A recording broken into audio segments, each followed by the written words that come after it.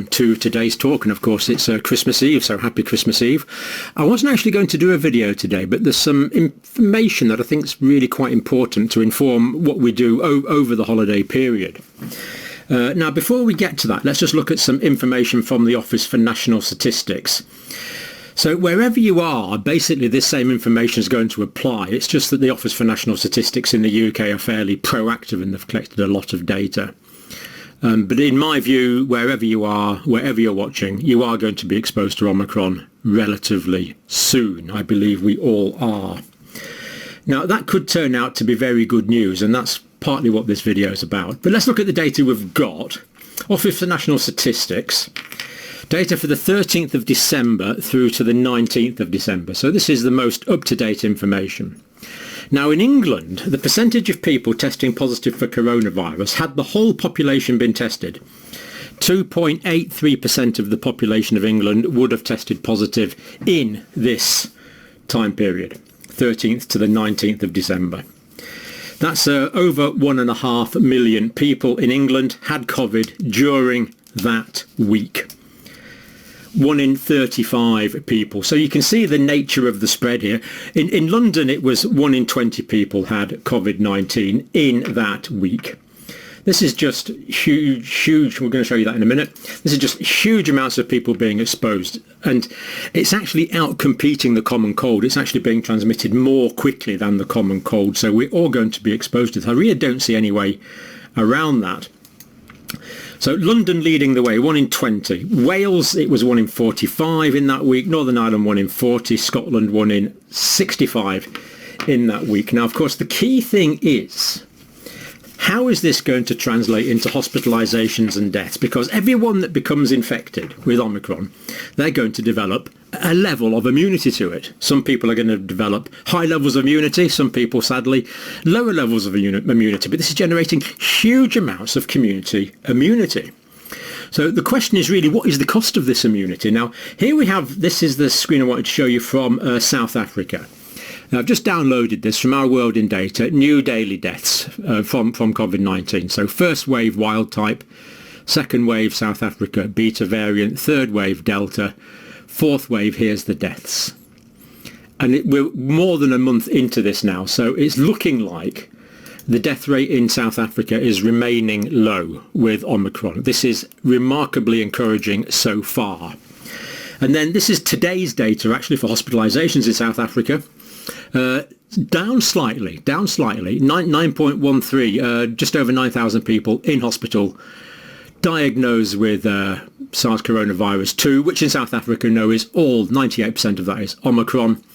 And this is the amount of people in hospital, 9,000 for the population of 60 million. And relatively small numbers in intensive care, relatively small numbers in high care. And the people requiring ventilation for the whole country, 249. This is at the moment, this is data for the 24th of December. And just over 1,400 in the whole country requiring oxygen. This is a dramatically different picture from what we had seen with the Delta wave. Now, this is the most up-to-date information from the UK that I currently have.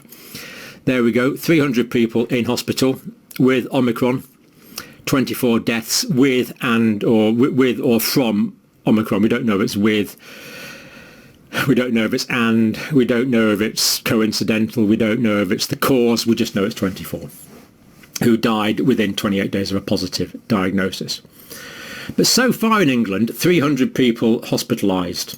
It's a really pretty small amount so far. Looking good, and South Africa also looking pretty promising. So this is the South Africa site here. Do have a look at this. It's a very good site actually. The data's there. You just need to click on that to expand it, and you can pick out various other bits of data. This is the bits that we've been looking at.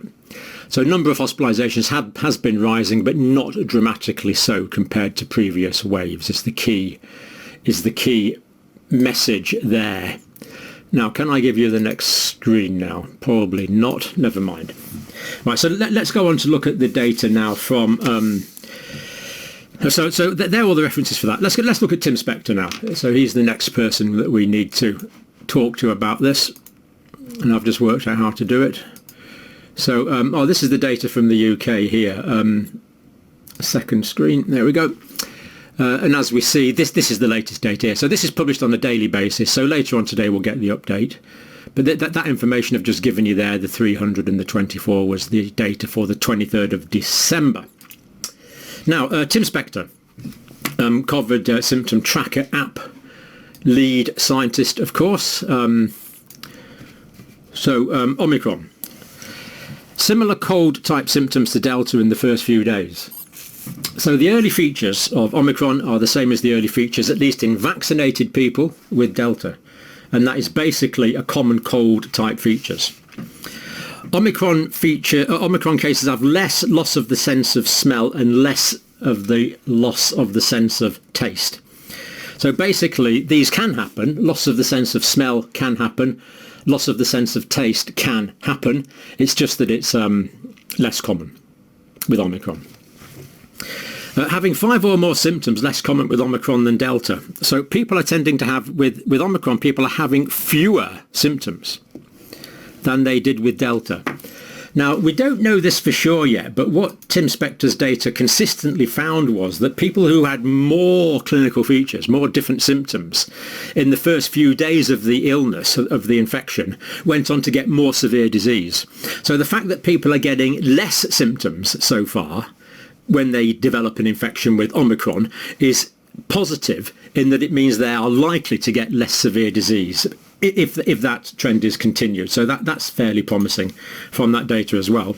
More breakthrough infections with Delta after 2 or 3 doses of the vaccine. So we're getting way more breakthrough infections. We know probably 10 times more breakthrough infections than we did with Delta. But of course, if it's milder, that matters less. But as we've said repeatedly, if a lot of people get it all at the same time, that could still be a problem for a period of time. But either way, this is going to happen quickly. This is going to happen quickly because it's so contagious. Common cold now less transmissible than Omicron, right? So Omicron is now more transmissible than the common colds which are around at the moment. It is spreading faster than common colds. This is how transmissible it is. 1 in 2 chance common cold symptoms will test positive for COVID. Well, there you go. That's what that Tim Spector Zoe data is saying. So if you think you've got a cold at the moment and you live in the UK, there's a 50% chance that is Omicron, COVID. There's a 50% chance it's Omicron, SARS coronavirus 2, COVID. So if you've got common cold features, get your lateral flow tests like I did just a couple of days ago. Tested, I found I was negative. But now, if you've got common cold symptoms, there's a 50% chance that will come up positive. Quite incredible. Quite incredible, really. Therefore, if you've got a cold, test. Avoid people who have a cold if you don't want to get Omicron. Because what we need to do is, instead of having the Omicron infections go like this, we need it to sort of go a bit more like that. We need to flatten it out a bit so that the very small percentage that are hospitalised can be easily coped with. Pings, the app on the phone, now too slow to be effective. So basically the NHS app. I mean, obviously we would advise people to keep using it, but it's of limited value now because Omicron onset is 2 days. So the first symptoms of Omicron are coming 2 days after infection. So with Delta, you would be infected with Delta and then you would get the first symptoms 5 days later. With Omicron, you get the first symptoms on average 2 days later. It's just too quick for the NHS app. It's spreading too quickly. You need to be aware when you get these common cold type features. So much shorter generation time, people getting symptomatic much earlier. But Omicron will also run its course faster, usually all over within 4 or 5 days. So much more like a common cold. Infection risk after 8 days, Professor Spector says, is negligible, so we don't need to actually isolate for 10 days anymore. We can get people back to work. So 8 days after the first symptoms, your antibodies and your immune cells will have got rid of, essentially, we could say, all of the virus in your body that is capable of reproducing. Therefore, you will no longer be infectious. So negligible risk of infection after 8 days. It's running a quicker course. Isle of Man, people are getting back to work earlier because they can go back to work, not after a period of time, but when their symptoms have resolved. So if the symptoms are resolved in 3 days and they've had 2 negative lateral flow tests, they can go back to work.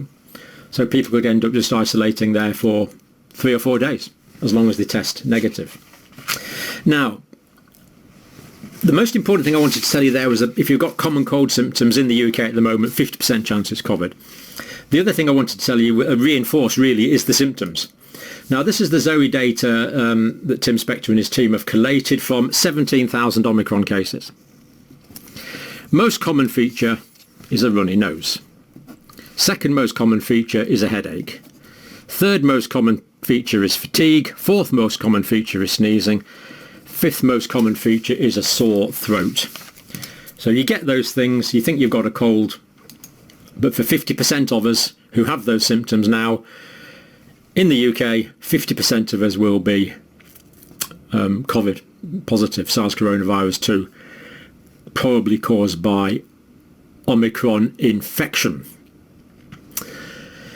Now, I think I might leave that there. I said the most important things I want to say. Now, the mainstream media is not covering Africa at all, really, which is remarkably disappointing. So we're going to get a report now from Wafafa about the situation in Africa. So Wafafa, thank you very much, my friend, and over to you. Hello everyone, welcome to today's COVID-19 update. I'm here to just give you a brief report about Uganda and Kenya. Now, there has been a surge in the number of cases of COVID-19 in these 2 countries since they reported the Omicron variant in these 2 countries, with Uganda reporting a total of 502 cases a single day, which is the highest number of cases reported in a single day since the pandemic started in Uganda. In the same way, Kenya also reported a lot of cases in a single day.